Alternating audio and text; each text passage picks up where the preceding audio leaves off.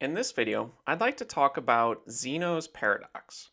And Zeno was a Greek philosopher who lived around 490 to 430 BC or BCE. And Zeno came up with many different paradoxes, but for this video, I just want to talk about one in particular.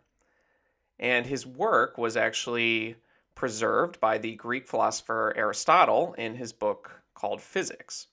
So this particular paradox, we call this the dichotomy paradox.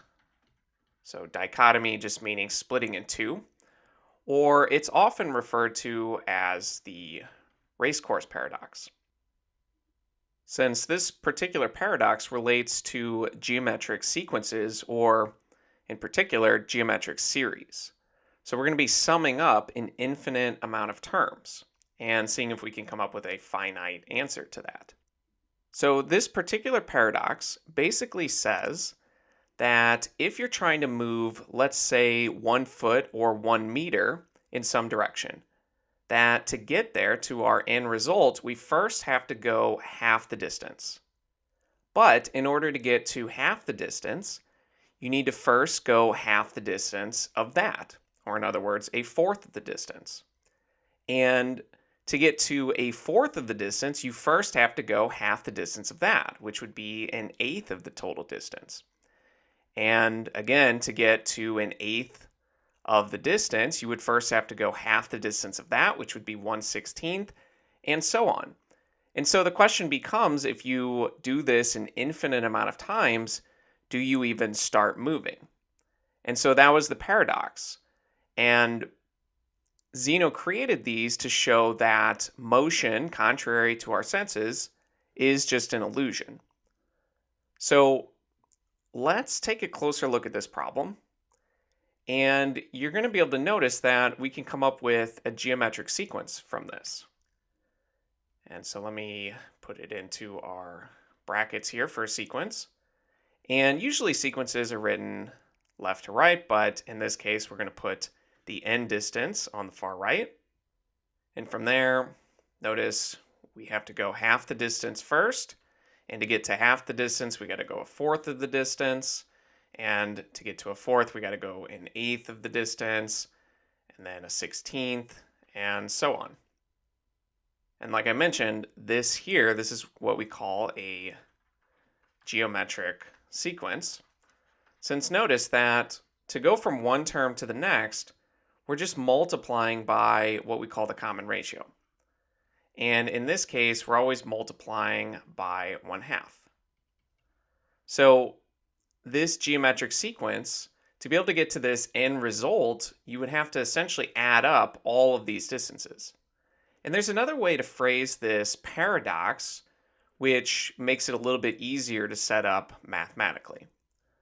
So to do that, let's consider it from a different perspective. And again, we're just going to assume that we're going to go a distance of 1. So we can say this is our starting point at 0, and this is our final distance at 1. So to go this total distance, first you have to go 1/2 the distance. And once you're at half the distance, then to go to the rest of the distance, you have to go half of that distance. So basically, we will be adding 1/4 to that. And once you're at this distance here, you still have to go half the distance remaining. And so you're going to be going an eighth further. And from this point to go the full distance, you still have to go half the distance remaining. And so you'd be adding a 16th and so on. And so again, the question becomes, if you always have to go half the distance, do you ever reach your goal? Since you can divide this an infinite amount of times. And like I mentioned, phrasing it this way just makes it a little bit easier to set up our sum here, our geometric series. So let's write this down. Now we're going to look at a geometric series where basically we're going to add up a geometric sequence. So first we have to go half the distance, then we got to go a fourth of a distance further to make it halfway between a half and 1.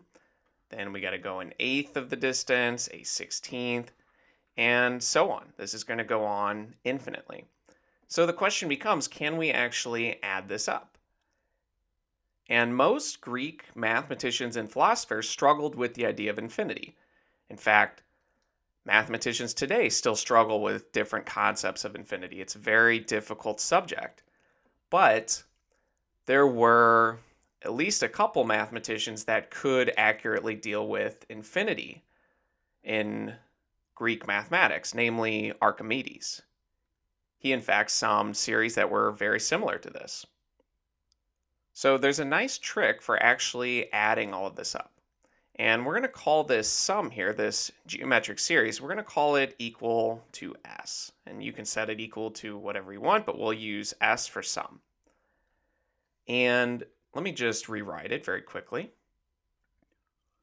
And from here, what we want to notice again is that our common ratio, the number we multiply by to go from one term to the next in the sequence, is just 1/2. Since if you take a half and multiply it by a half, you get a fourth. Fourth times a half is an eighth, and so on. And the trick that we're going to use here is that we're going to multiply our entire sum here by this common ratio. So we're going to multiply s by 1/2. So let's just go term to term and see what happens. Essentially, we're distributing 1/2 to each of these terms here. And when you distribute it to the first term, so 1/2 times a half, that's just a fourth. 1/4 times a half is an eighth. 1/8 times a half is a 16th, and so on. The next one would be 1/32 plus 1/64, but this is going to be infinite. It's going to go on forever.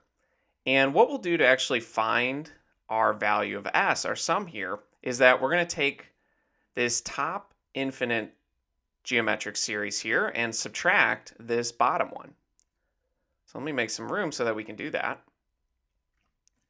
So we're going to take s and we're going to subtract 1/2 s. And this might seem complicated because we're taking something infinitely long and subtracting something else that is also infinitely long. But if we're careful and we think it through slowly and cautiously, we can make sense of this. So for instance, we're taking the top one, which has 1/2, and there is no like term in the series that we're subtracting.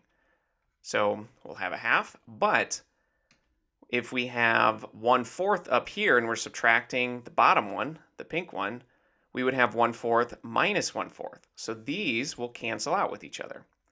Then we'll have 1/8 minus 1/8. So these will cancel. 1/16 minus 1/16. These will cancel. If we had 1/32, we would be subtracting 1/32. So basically, every term in the sum here is going to cancel out with every term in this bottom sum except for 1/2. That's the only one where there is no 1/2 in this bottom sum. So everything else cancels out, and so when we take the top one and subtract the bottom one, it's just equal to 1/2. And now we have an equation that we can solve for s. We can figure out what that sum is. So from here, we are taking something and subtracting half of it. And so we're going to have half of it left over. So 1/2 of s is equal to 1/2. And if we multiply everything by 2, we get that s is equal to 1. So when we add up this infinite sum here, 1/2 plus a fourth plus an eighth and so on, we actually get a finite value. So it's possible to add up an infinite amount of terms and get some particular value. And this value should make sense based on the paradox. Since remember, our total goal was to go a distance of 1, where we first go half the distance, then we go half the remaining distance, then we go half of that remaining distance, and so on, and we just get infinitely closer to 1 as we take more and more steps. But if we were to add up all of those steps, we can actually get to 1 here. So it shouldn't be surprising that our sum equals 1, but this is a nice trick that we can use to sum up many different geometric series.